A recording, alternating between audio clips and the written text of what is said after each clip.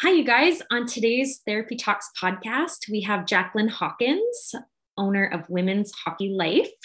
And she is a former professional hockey player and coach. She talks on what it's like to transition of her identity after being an athlete, retiring and becoming a mom and entrepreneur.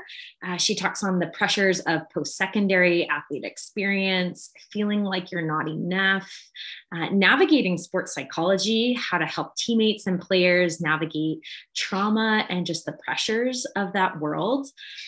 And she talks also on creating this WHL Academy while having twins, and shares of her story to that of miscarriage and infertility, IVF, divorce, postpartum depression, and coming out of that by finding what makes you happy and building a community and purpose around that.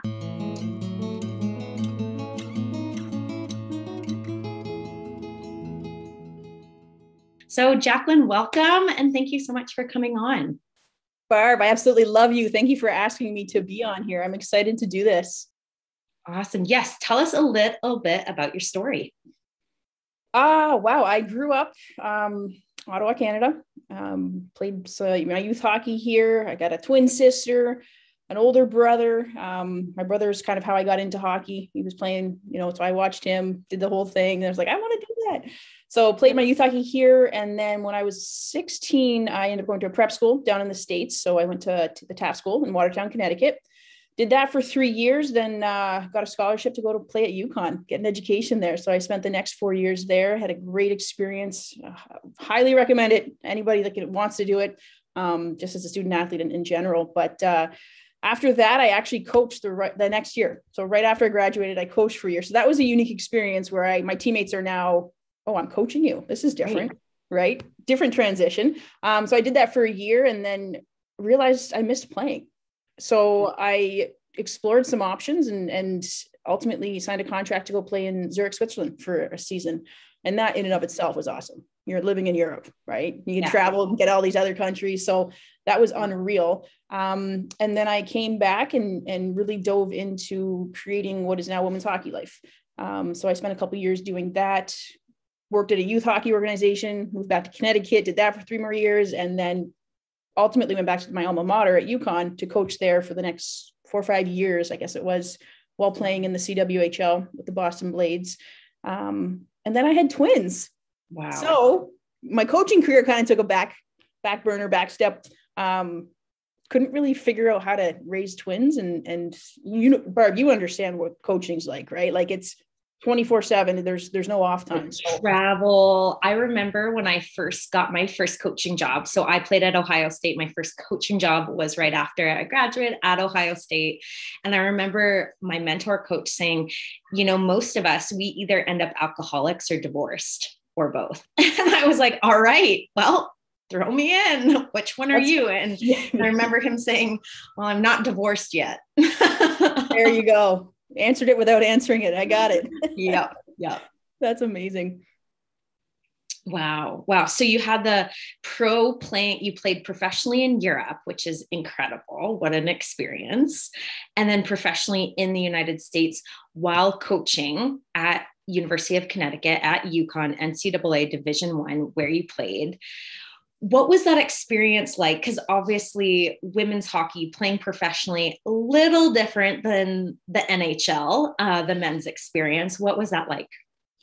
Well, I mean, from the on ice perspective, it was professional. Like I was fortunate enough to be teammates with Angela Ruggiero, Kelly Stack, Gigi Marvin, Casey Bellamy, Molly Schaus, like all the US Olympians were on that team. And I was like, hi guys. So practices were super intense. Games were amazing. There was so much fun just to be surrounded truly by the best players in the world. So it was that. And then, before that, I was playing in Switzerland. It's depending who you're playing, high level, yes, but some of them aren't as much, but it was more the experience, the personal growth, the traveling with my roommate at the time who played at Boston University, like just getting to experience the world through the game of hockey. It was unbelievable. It really was. That's so cool. Like what an awesome vessel to, like you said, get an education. A lot of people think, well, they may just not know. I think I read, you might know this more, but I think like a statistic is around like 1% of athletes playing youth sports make it to the collegiate level, especially NCAA Division I. Yeah, it's a hard door to knock down. But again, if you've got the drive, the determination, you're committed, there's no reason why you can't find a home, right? It's when you hit those roadblocks and the struggles, do you give up? Do you quit? Or do you get resourceful and find ways to make it work? And that really separates those who make it and those who don't. Yeah. And so your experience playing, because for a long time, like before there was really that level of professional play or even the CWHL or the professional leagues for women, like kind of the NCAA Division I was like professional. It was like the highest, like besides the Olympics that you could really go. What was that like being an NCAA Division I athlete in the United States? Oh, spoiled. Yeah. You're spoiled. Like, you get there first day and, you walk into the locker room and here's all this, well, not only like new sticks and skates and gloves and pants and everything, but just gear, like hoodies, spandex, you get sports bras, shorts, you literally get outfitted and are taken care of. You go on road trips and all the meals are paid for, hotels paid for, you know what I mean? Like you're actually treated like a professional athlete, more so than I was when I was playing in Switzerland or with the Blades. Right. So you get this glimpse into, whoa, this is pretty awesome. Right. And you really got to soak it up when you're there. And obviously there's hard times and challenges, but it's something that, at least at this point, once you graduate from university, from college, it's not like you downgrade, but it's not the same experience. We're working towards it, but it's not the same. Totally. Yeah, playing at Ohio State, and obviously UConn is like a huge basketball school too. So well known. Like Ohio State was like football, basketball. And I remember my professors would be like, oh, you play hockey, like field hockey? And I was like, no, I've never played field hockey in my life. Like, it was such a unique experience because Ohio State is huge, largest athletic department in the world, like 1,000 athletes. So it was really cool. Like, what a huge experience. And I moved away at 15 too. I went to Shattuck St. Mary's, like home of where Mighty Ducks is based off of and filmed off of.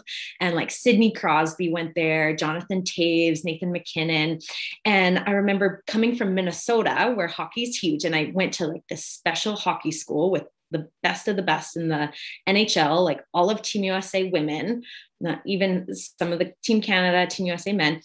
And then going from Minnesota, that experience, like national championships back to back, to Ohio State and my school, Shattuck St. Mary's, we had 80 kids in our graduating class. My first lecture at Ohio State was sociology, and I think it was 600 kids. And I was just like, what am I in? This is crazy. But being an athlete, you already had that community and your team. And that was really helpful in kind of that transition. And I just had such a great experience. Just like the lifestyle of the rich and the famous kind of, and not because women's hockey is like the lucrative sport there, because clearly the professors didn't even know it was a sport. Yep. But it was because of how Title IX works in the United States and NCAA and the equality for men's and women's sports and financing and budget, is that because of football and basketball, we had, private planes. We would leave Thursday morning at 6 a.m. And most of the time we flew commercial, like out of Columbus, and we'd fly to Minneapolis or wherever we were going to play. And at first I thought, wow, it's so cool to fly everywhere. Like, this is awesome. But travel got old really quick. And then I reflected back the other day. I was like, I traveled pretty much every other weekend for like a solid 15 years of my life, like driving or flying. And it was like, I lived out of a suitcase. And like you said, like the outfitting of the gear, we got the big duffel bag or suitcase, and we just swapped out because we were sponsored by Nike, and just our different shoes or hoodies or stuff like that. And we would just go like that, having to manage school too, missing so much. And then now I was reflecting back, obviously we're in COVID too, the last 2 years. I have 3 small kids, so I haven't traveled much. I did my permanent residency in Canada, so I couldn't leave. And I like haven't traveled in 5 years. And I was like, oh my goodness, I used to do this. Then afterwards with coaching, you're traveling, you're on the road all the time. I was like, I traveled that. I lived out of a suitcase for like 15 years and then I haven't gone anywhere in like 5. This is crazy. You're making up for lost time there, right? You're evening it out. Yeah. But it is cool, like such cool experiences and those perks and things. But there's another side of like intense elite athletics too. And we know that as athletes, we know that as coaches and seeing that in our players. And then what you work in now with women's hockey life and highlighting some of that, even with the Olympians, like the girls that we played with who are our friends and hearing their stories. Would you touch on some of that, like the mental health side of things that you see or have experienced? Well, as soon as you started talking about that, like right away, I had like a memory of when I was a student athlete at UConn and feeling the immense pressure of having to perform. Yeah. And so I was recruited as like, I say this humbly, but like they're building the program around me with me. So I was expected to come in and produce points every game to help win games. Right. So I think it was my sophomore year. We just graduated 9 seniors. It was a new program, injuries, everything else. And we were exhausted, just physically exhausted because short bench, whatever. I remember my coach after a game, I didn't get a point, not a goal, not an assist, which, okay, like some people may be like, whatever, like a lot of people don't get points in a game. That's fine. But it was the expectation that I was supposed to at least match the other top line's points production. And my coach came up to me afterwards and she said, if you don't put up at least a point a game or match the other top line's point production, we're not going to win. You have to perform. Basically, like everything was on my shoulders. It's riding on you. Yeah. And I don't know, I think I was 20. I was older as a 20 or maybe even 21. But I just remember just feeling so heavy after that conversation of like, okay, now what do I have to do? How do I do that? Right. And you start overthinking things, which obviously adds to stress and anxiety. And I think I don't even think I put up a point for like another 3 or 4 games because I was just mentally, I wasn't there. Yeah. I was just, the more I focused on trying to score, the worse my game got. When really what I should have been doing was focusing on the little things, making good tape to tape passes. If my legs weren't there that day, I have to make sure I move the puck instead of my feet because they aren't moving, Hindsight, I know that now, but it was just so many experiences of feeling like if I don't perform, I'm letting everybody down. I'm not good enough. Right. And I still remember, it's so funny how when you start talking about things, like, I'm like, oh, I remember this incident. It's like, woo, triggering. We were playing Maine. My father had passed away. So I missed the games the weekend before to go to his funeral. And I came back and we were playing Maine that weekend and we were down, I think we were down 3-1 or 4-1 going into the third period. And we were down 3-1 and I scored 2 goals in that third period to tie up the game. In overtime, I had a partial breakaway and almost scored. Anyways, we end up tying the game. We go back in the locker room and the captain of that year literally got in my face and was like, why didn't you put that puck in the net? We lost or we tied because of you type thing. And I was just like, I didn't even say a single thing. I was like in shock. Like I just scored 2 goals to get us back into the game to go to overtime. And it still wasn't enough. Right. So then all of these insecurities of not feeling like I'm enough, even though I'm performing, like I got rookie of the year, my freshman year, I scored a quarter of our team's goals. Like I say this humbly, but it's to emphasize, like, it's not like I wasn't producing. Right. But it's just these unrealistic expectations. And then we're met with reality. And that chasm between the two is disappointment. It's anxiety. It's stress. It's not good. Yeah. And to boot, I didn't have any resources to lean on. We didn't have a sports psychologist with our program. I didn't know who to reach out to. I didn't have anybody to talk to about it. And I didn't want to talk to certain teammates about it because I didn't want to start drama, Right. So it's like you then just internalize everything and it ate me up. It eated me up. Is that even English? It ate me up, like, yeah. So it was, I mean, that's just a couple personal stories, but there's so many others from, the players you work with in our academy of, I think at the core of it, it always comes back to self-belief and not feeling you're good enough, questioning your abilities, questioning who you are. Yeah. Right. I want to go more into that and then hear, what you're doing now, like the academy that you ran, the Women's Hockey Life. But 2 points there, like in terms of sports psychology or help for athletes. So again, Ohio State, largest athletic department in the world, did not have adequate support. I remember one of my teammates went through something like super traumatic, like at a party, something really terrible happened to her that should never happen to anybody. And we had a sports psychologist, yes, but they were academia. They were, super. I remember going to their office once because I was a goaltender. I was really into the mental side of things, hence why I work in this profession now. But I was so into it and I wanted to really hone my mental game. I remember going to their office and it was so small and it was like full of books and like, the quintessential like glasses and a sweater vest. And I was like, this person's never played athletics, like never played sports before. And you're supposed to help me. I felt like there was such a disconnect. Like, and that's the thing when you're seeking help, you want to feel understood and seen and validated and just helped. And I just think there's such a chasm there.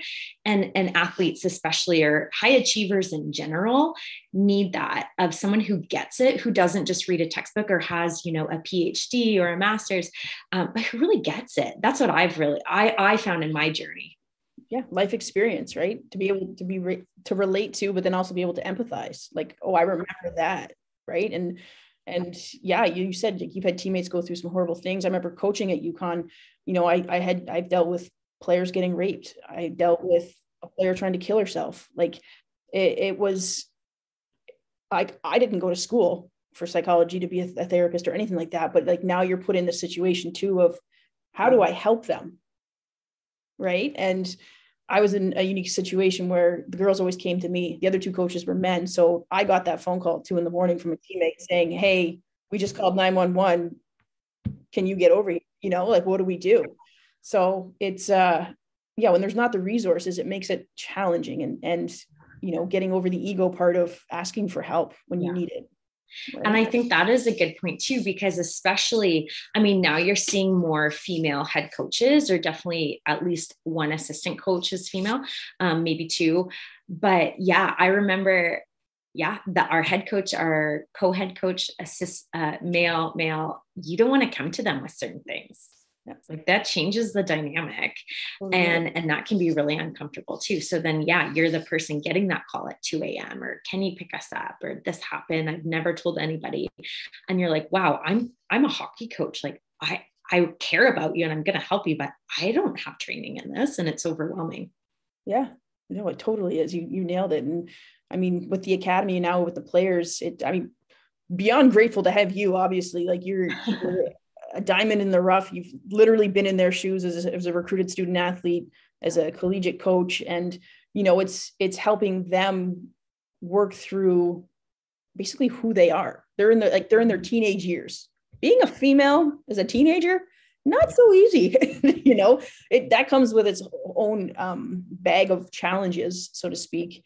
And for them to have access to you, to our team, is, I believe, invaluable for the reasons you just said. Like, you've lived it, you've done it, you can empathize with them, right? And maybe you could probably speak more to, as far as what the issues are, challenges are. But at the end of the day, it's the overthinking, it's the questioning if I'm good enough, will a coach want me, and trying to build them this bulletproof mindset so that when they hear no from coaches or they get rejected, when they fail, it's not the end of the world. It's a small setback. So how do we build you back up to keep chasing that dream? Yeah. Right. So what kind of spurred you to start WHL Academy, and what does that look like? The academy itself actually came after I had my twins. I was a stay-at-home mom for the first year, thought I could handle it, thought I could do it. Was a hot mess, hot mess. Like, my mom and my sister were both stay-at-home moms. So I was like, I can do this. This is cool. Like, this is going to be so fun. And then, you're breastfeeding twins, you're bottle feeding them, you're, changing diaper. I think I would go through like 20 diapers a day with them when they were little. And it was just this constant, it's like on a hamster wheel. Like you wake up, you do the same thing every day. And I remember when I was pumping at one point, I spilled it on the kitchen floor and I just bawled my eyes out. Yeah. And like hindsight, I laughed about it because I was like, is this where the expression crying over spilled milk comes from? Like, because that was me. And that gold. Yeah. Yeah. Yeah. And gold. It literally is. I was like, no. But it was really hard. I postpartum depression hardcore for like 11 months. I didn't realize it at the time. I thought it was normal. I thought what I was feeling were just the baby blues or whatnot. This is a long-winded way of getting to your question about why we started the academy, but it was going through that experience of, I was a former elite athlete. I was coaching at an elite level. And then overnight, literally my whole identity changed. Yeah. I still had those pieces of me, but I wasn't actively doing any of them. I'm now a stay-at-home mom, which I have zero experience in. Mm-hmm. Any first-time mom, right, will say the same. Right. But I just felt so alone and depressed and just sad. I'm like, I should be so happy right now. I just gave birth to twins, and I didn't even change their diapers for like the first couple of weeks. I mean, from a psychological standpoint, we can go into that, but I just couldn't bring myself to do certain things that I thought I was going to love to do because I was just mentally in this weird place of not knowing who I was, not knowing how to do what I was doing. I had a C-section as well, so I couldn't do as much. But yeah, so long-winded way of saying, after I got out of that, the postpartum depression started to see the light again. I was like, I need to find what makes me happy. Yeah. What do I love? And hockey's always been the thing that I love. It's been what I've been gifted to have talent in. And I have that passion. So I was like, okay, what can I do to still stay at home if I wanted to, but create something that will not only help me selfishly, but will help others. And I'm like, I have all this experience. Like, oh my gosh, let's create this course. So we built this 8-week online course that helps high school female players, hockey players, navigate the whole college recruiting process. And we walk them through everything. And really, it was built on what we wish we had going through the process. Mm-hmm. Yeah. And any family I talk to, I always say the biggest piece of the whole puzzle is the mental side of the game / life. So that's why, we have Brianna Decker as a mindset coach. We have, a chapter and a half, almost 2 chapters of the 8 weeks is all about mindset, because we want to help these girls understand the importance of it, not only for hockey and the recruiting, but we're trying to teach them life skills using the game of hockey. Yeah. Right. Oh, that's so awesome. And it is. So Brianna Decker, Team USA Olympian, gold medalist, silver medalist, they all just flew out to Beijing yesterday, which is pretty awesome, prepping for the Olympics.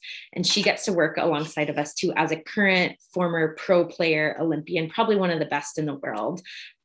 She was my teammate growing up. We've known each other since we were like 10 years old, playing in Wisconsin, and then played at Shattuck St. Mary's together. So it's so cool how the sport world, hockey especially, it's this community that you go back to, or your friends. I'm friends with my teammates since I was little, because you go through these unique experiences that most people don't.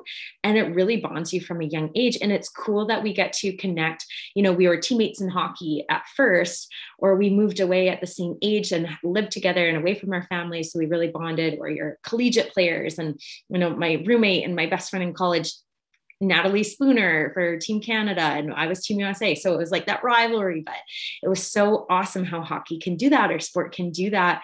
But now, like you said, most of us are in that season of, a lot of us have become moms, and everybody transitions from like your identity as this elite athlete, where like years and years and years, everything you put in your body is meticulous, of what you eat, how you train, all of that, to, okay, that's done almost overnight. And when you're done, my story was an injury. So, getting cut short and transitioning into coaching, and then eventually the mental side. but it's like, okay, now who am I? Like all of us, even Wayne Gretzky, end up in beer league.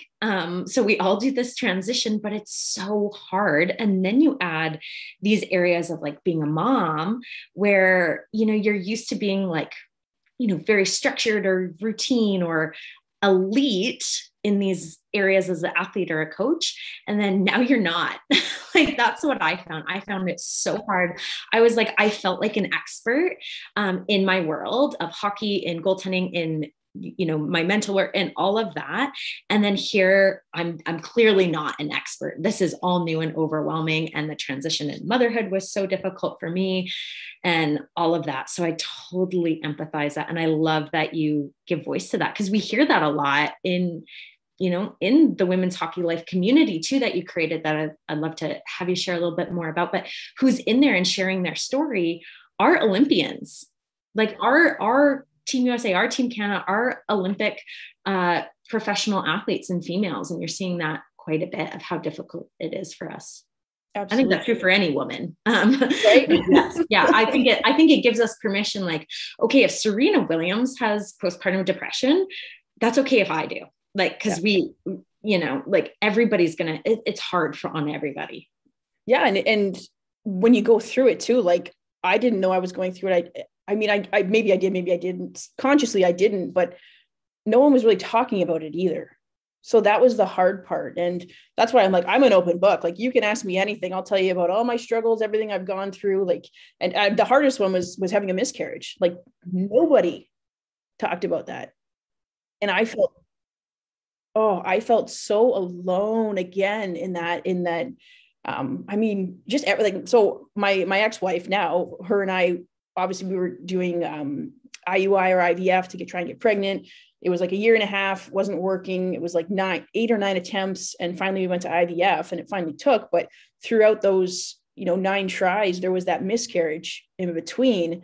And I was coaching at UConn at the time, and I will never forget it because we had just played at RPI and we were coming back on the bus. And I remember walking onto the bus and having this cramp in my stomach and being like, oh, but I'm like, we're just coached a game. It's stressful. Like maybe, I don't know, I'm hungry, who knows?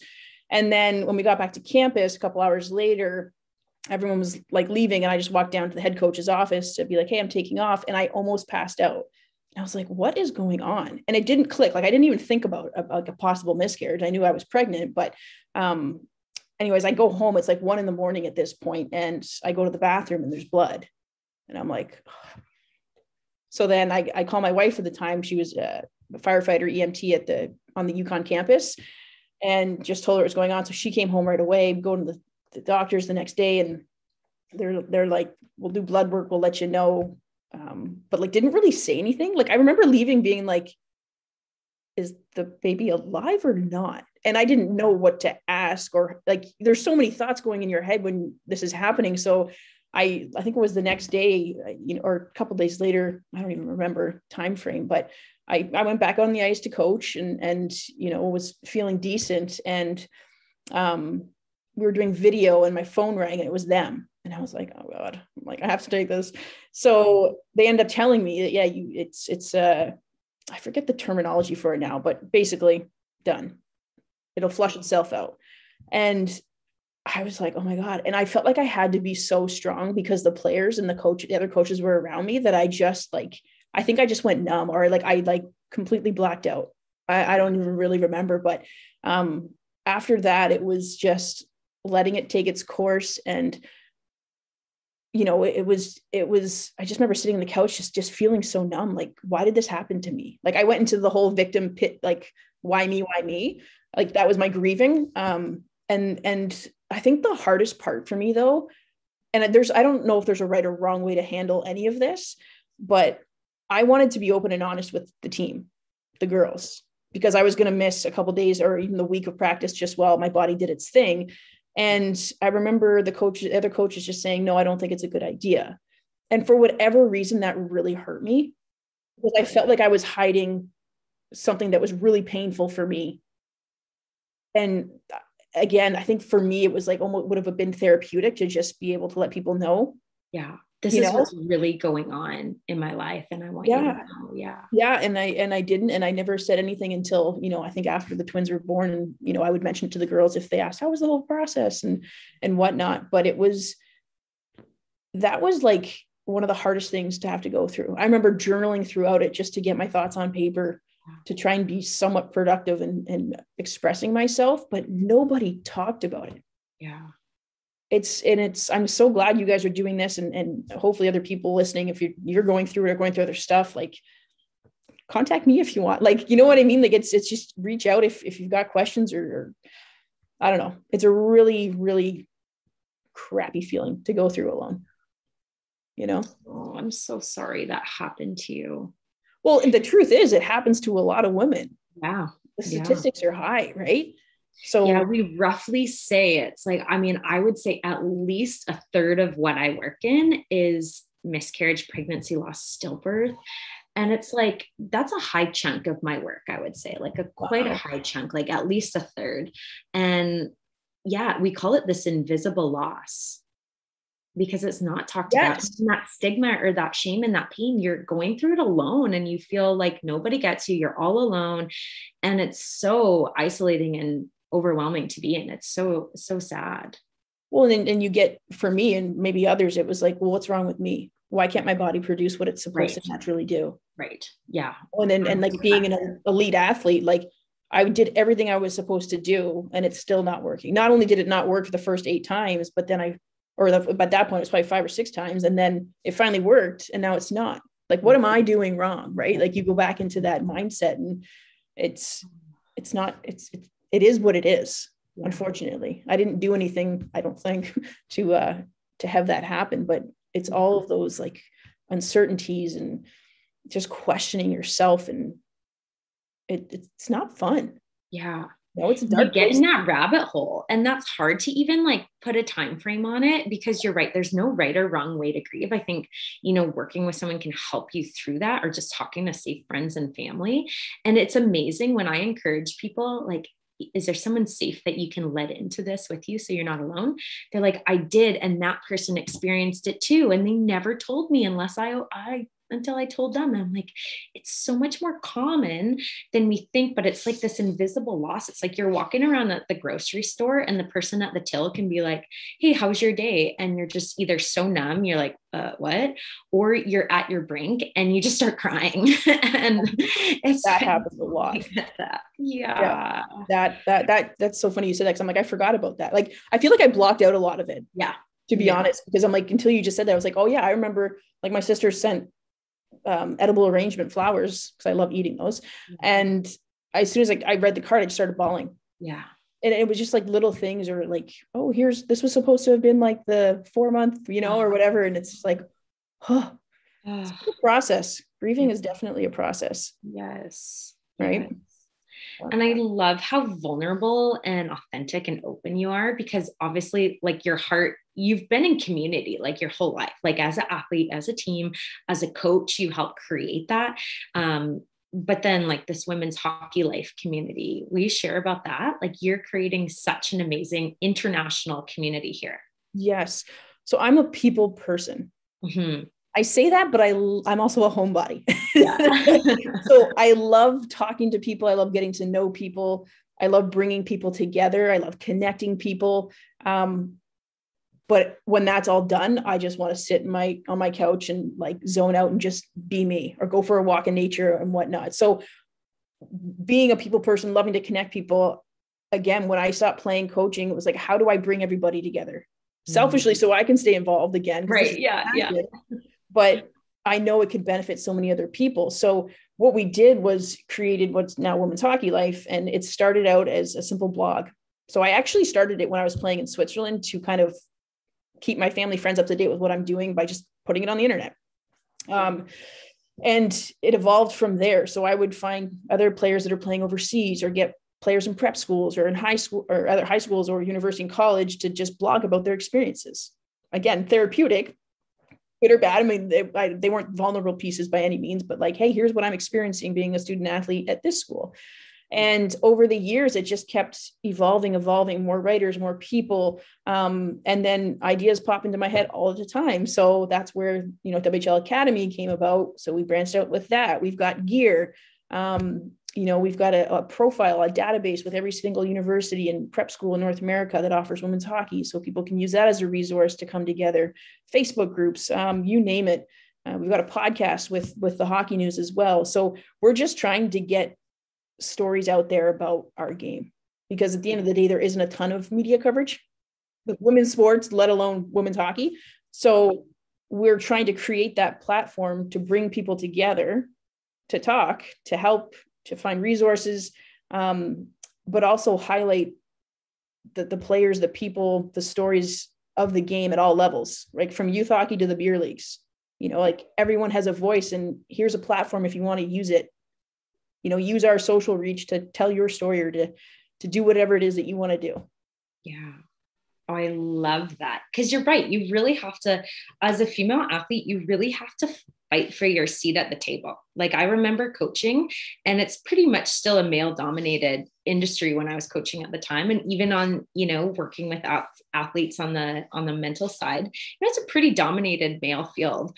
And you have to fight for your seat at the table. You got to be twice as good just to sit there, and then even better to have a voice there. And I'm pretty vocal, so I like to speak up too and stir the pot. So I think that's so awesome to give story to voice, because these stories resonate with people. That's the thing. Like as humans, we resonate with people's story, not just the Olympians, which we showcase too, but like the average person that you connect with. Like, and I love that, because you could talk on pregnancy or motherhood or miscarriage all in a women's hockey life community and see articles on that. You can see vulnerable stuff like the passing of a player. Like when I coached at UBC in Vancouver, one of our alumni, she passed away just at the beginning of the month, and we wrote an article about that. So again, it's like, wow, it's highlighting grief that every single one of us is going to go through. And it's kind of normalizing it with that safe community, because you already have sport in common. You already have like hockey, women's hockey in common. And it's highlighting that process that, again, we're all going to go through, but in a kind of speaking it in your dialect, if you will. Yeah. And you nailed it. I mean, we just posted an article from a woman I think she's in her 20s, and she's from Australia and started playing hockey in her 20s. And she's like, I love this sport. It's given me this, and this, and I was like, how cool is that? Like Australia isn't really known for their women's hockey or hockey in general, but she's got this platform now where she can tell her stories and what they're doing and how she's playing hockey and then surfing on the ocean, like, a couple hours later, and just how she got into it there. And yeah, it's really, I guess, it's funny again, just sorry, I'm all over the map. It's my ADHD. But it just triggered what we're doing with women's hockey life and how it all correlates with so many different areas of life struggles that you go through. You've just given me so many ideas to do. But I went to school to UConn as an undergrad for psychology because I wanted to be in that world. I loved mindset. I loved how the brain worked. I didn't understand how it works from the science perspective. And that's ultimately why I never went any further. It was too much for me, but I knew that I wanted to be involved in something where I could help people. And that's why psychology interested me as an undergrad, but I never obviously pursued it, but I'm kind of doing it in a way. And that sounds so bad. I'm not a trained psychologist by any means. I just mean that I can at least use my personal experiences to help like these hockey players or give other people a platform to voice their opinions, to voice their voice, Yeah, that's amazing. And that's what we resonate with. Like more often than not, someone's going to resonate with a real life person's story, like even your story today, versus showing up in my office, not knowing me, or any therapist, but just showing up and being like, I've never met you before. I want to tell you all my stuff going on or my story. Like that absolutely happens. But usually it's because there's some seeds planted or some layers pulled back slowly by hearing someone's bravery of sharing their own story. You nailed it. And there was one player actually in our academy that I did a one-on-one call with. And I think I mentioned this to you, Barb, already, but we just got talking about the recruiting process, and then the conversation went from that to spirituality. Yeah. And I'm super into that. Like, I'm holding onto a crystal right now. I've got candles burning, I've got incense going and everything. And it's something that I just tapped into probably in the last 3-4 years. And pretty sure my dad thinks I'm crazy, but I'm good with being crazy. I've always been the black sheep, because it's not something that he understands. I'm like, you don't have to. This is just something that I love. But with the player that we're working with, we started talking about it. And she's like, you know what? I've always been interested in this stuff, but I've never had anybody to talk to about it. And then, so it's like, well, here you go. I don't know everything. I'm still learning myself, but it's something that I love. So let's explore it together. Awesome. Yeah, it's amazing. Like, within that community, there's that shared language already of sport or of hockey. And then there's all these other parts of us too. Like, because any athlete, even when you're watching TV and seeing NHL players or the Olympics coming up and seeing any of the athletes on there, like, they're athletes, of course, like they're Olympic, they're elite athletes, but they're human too. And there's lots of parts of us that identify, and there's different parts of our stories that are going to identify with other people and resonate with, and our interests and things like that. And I think when we celebrate that and kind of have that more whole picture, it helps that identity transformation after sport is done, when you're like, okay, I was this, now who the heck am I?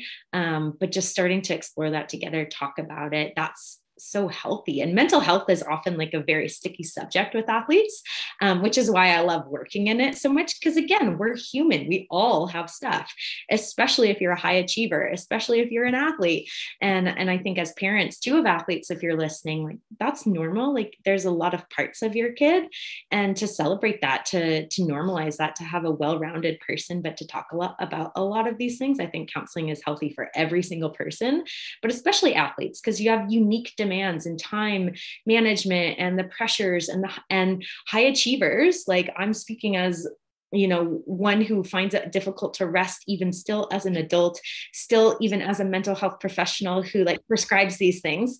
It's hard to just shut off, and you need those safe people to explore that with and find good strategies for, and just process what is going on in your world. Yeah. When you were talking about being an elite athlete and striving for the best and everything, I find, and maybe it's not even just athletes, but high achievers. Mm-hmm. Yeah.